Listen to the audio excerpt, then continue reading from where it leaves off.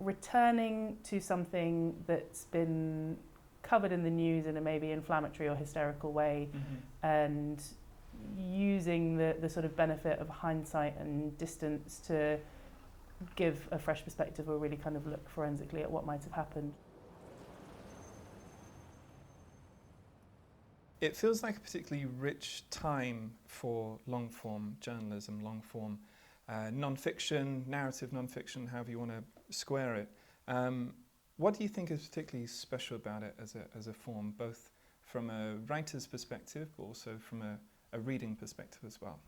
So I think from a reading perspective, we're living in a moment where we're so used to 24-hour rolling news coverage, news on social media, and this sense of information overload. And so I think in that context where there's almost so much information all the time, it can feel easy to shut off, and long form provides a kind of antidote to that. I think it's a way to step back from minute by minute coverage and really look in depth at subjects, to get a fresh perspective, a new kind of slant on events, people, happenings in the world, and to sort of think maybe more critically about other people and about the big issues of our time. And so I think that's what makes it particularly special, and I think particularly appealing at this moment. And for a writer, I think it's actually quite similar. I mean, it's the opportunity to really look in depth at something in a way that I think is quite unique, to really take time over a piece of nonfiction, try to look at it from all angles and provide something that's fresh and revelatory in some way. And I think that's a real challenge, but also a real gift as a writer.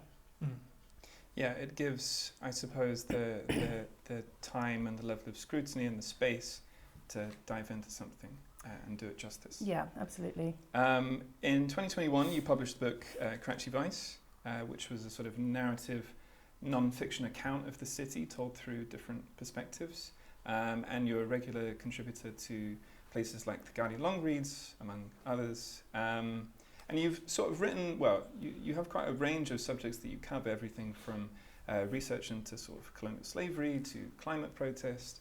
Could you talk a little bit about your work and maybe what stories you're personally drawn towards? Yeah, absolutely. So I think one of the real gifts of writing long form is not being bound to a particular beat or a particular subject area in the way that you might be with other types of journalism. So one of the joys of it, I find, is it's really kind of story first rather than just sticking to your subject matter.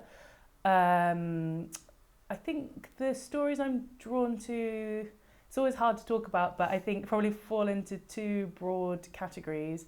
One is the sort of human impact of major political or world events. And so I think my book falls into that category. So that, as you said, it's an account of kind of 10 years in Karachi, Pakistan's biggest city's history, recent history, where it was subject to very intense urban conflict of different forms. But what I was really interested in is how that played out in the lives of ordinary people. So I really focused in on 5 regular people from different areas of the city whose work or lives brought them into contact with those big forces, terrorism, police crackdowns, so on, in different ways. So the kind of human impact of something big is one thing I'm interested in.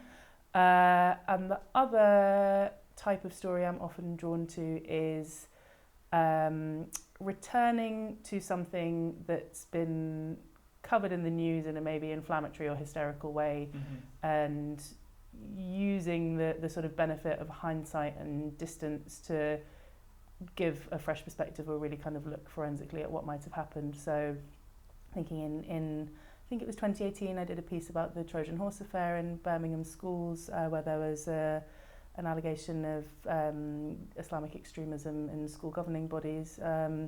So it was a couple of years later, and I spent like a year and a half speaking to everyone I could find who was involved in it. Then, on a much less serious note, the Gatwick drone, which shut down Gatwick Airport in 2018, and a couple of years later, I did a a long form piece just really looking at what had happened and whether it might have been mass hysteria, since there was never any evidence of a drone discovered at all.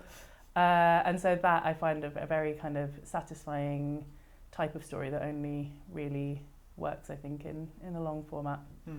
I think you touched on two things that are really interesting. One is entering a story through first-person accounts or through normal, everyday people, the sort of the human angle. And then I suppose the second one is long-form being able to revisit and untangle established narrative or incorrect narrative that has been sort of established through our fast and very voracious sort of traditional news. Yeah, exactly. And I think that comes back to what we were saying around it's a sort of antidote to the rushed rolling news. I think that you can dedicate time and thought to something in a way that you might not be able to otherwise.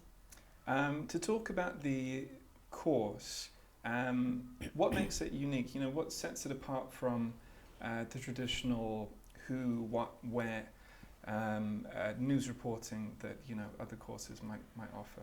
Yeah, so I think that long form as a medium is very different to that sort of news writing. So news writing is very much around conveying information in the most efficient way. You also want to convey information in narrative non-fiction, but you do it in a different way. So it's about sustaining a reader's interest over that length, and that might include things like deploying some of the devices of fiction, such as, you know, thinking about scenes and characters and terminology that we might associate more with fiction writing or screenwriting, and using those to convey a kind of emotional depth and to really engage readers.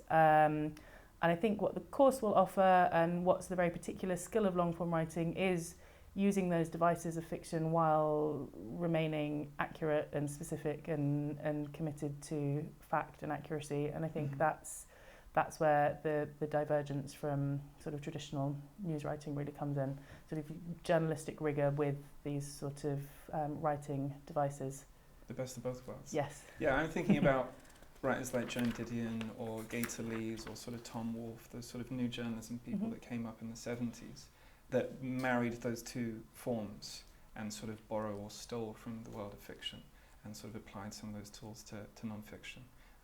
They slightly bent the truth in some places. The veracity was not 100% all the time. So on the course, what are you hoping that students will be able to, I suppose, discover not only about the form itself, but about their own writing as well?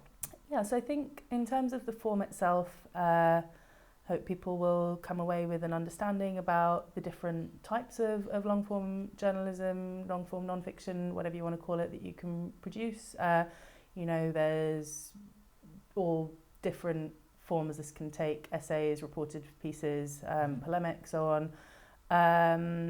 I think understanding what makes something merit the length, that's also something I think students will discover. You know, you don't want to just make it long for the sake of it. You want every part of it to feel essential and tight.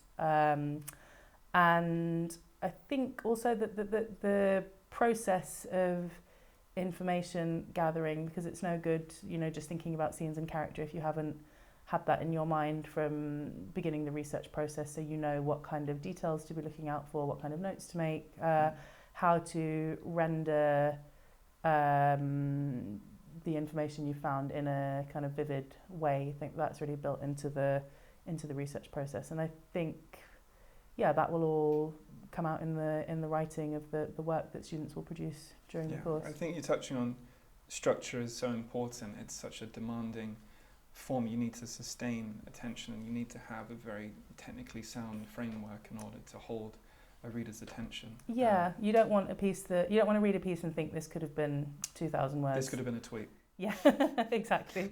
That's the last thing. You don't want to just write it long. I mean, you probably could make anything long, but you want it to be it needs to be justified. long for a reason. Exactly. Precisely. And you know, by the end of the course, or perhaps by the end of the course, what will students have achieved? You know, what will they walk away from the course with?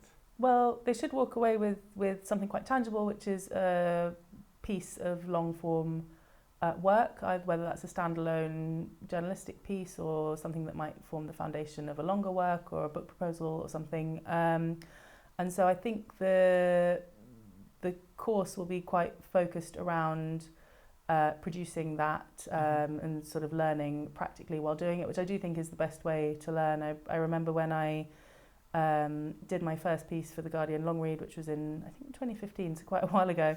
I hadn't written a long form piece before, and I had written long features, but it was just quite different to doing a piece with a kind of narrative structure. And they warned me, we give loads of feedback, don't worry about it, don't take it personally. I was like, yeah, it's fine, I love being edited, it'll be fine. And I got the feedback and burst into tears immediately.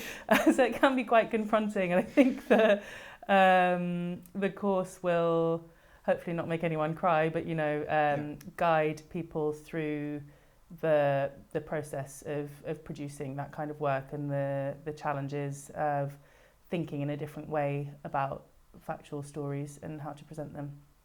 Yeah, I think being able to take on board edits, being able to gain some critical distance with your own writing and maybe sort of processing feedback in an adult way is always a welcome thing. No one is above editing. No, editing is pretty much always makes things better, I think. Maybe a nice place to end, and maybe a grandiose place to end, would be to talk about maybe the future of long form, because if we're thinking about how people get their news, how people read their news, our supposed attention spans, the level of trust, I suppose, between readers and stories or traditional sort of titles, all of that has changed a great deal over the past couple of decades. How would you say the state of play is in the contemporary media landscape? And then I suppose long form within that, are you is it healthy? Are you optimistic about its future, I suppose? Yeah, just a small question then. No, it's fine. I think the media landscape, there's no getting away from the fact the media landscape is quite bleak. I mean, you hear news all the time of job reductions and outlets closing and reducing workforces and so on, and I think there's no getting away from that. That said, I do think long form will endure because, for all the reasons that we're talking about. I think it, in whatever form it takes, long form journalism engages this kind of story part of the brain, and I think that's quite a different thing to your day-to-day news coverage, and I think that is something that people will always want to read.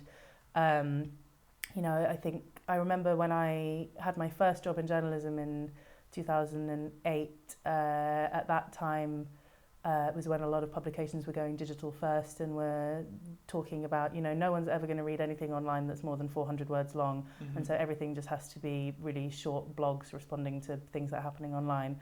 And that turned out to just be, very, very much untrue.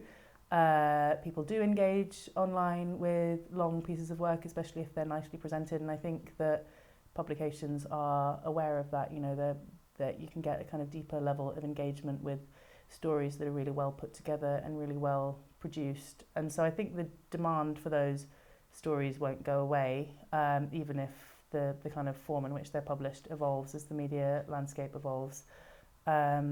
So tentatively optimistic, but yeah, in a bleak landscape, I don't think the desire for really well told stories is going to disappear.